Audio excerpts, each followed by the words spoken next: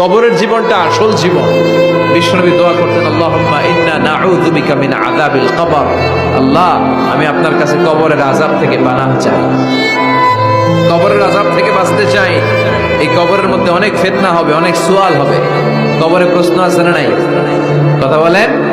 প্রথম প্রশ্ন জিজ্ঞেস করা হবে, মার রব্বুক, তোমার রব কে? বলেন, আমাদের রব কে? ওয়া মা দীনুক, তোমার ধর্ম কি? বিষ্ণুবীর চেহারা দেখিয়ে বলা হবে, তাআরিফু মান হাযার রাজুল, এই লোকটারে চিনো? আমরা কি বলবো? আমরা চিনি, উনি আমাদের প্রিয় রাসূল মুহাম্মদুর রাসূলুল্লাহ সাল্লাল্লাহু আলাইহি ওয়াসাল্লাম। এরপরে জিজ্ঞেস করা হবে, এগুলো কোত্থেকে শিখলা? আমরা বলবো, কোরআন থেকে। ফায়ুফসাহু লাহু কবরুহু ৭০ যিরাআন। সুন্দর সুন্দর উত্তর করতে পারলে আপনার কবরটারে ৭০ হাত লম্বা করে দেওয়া হবে।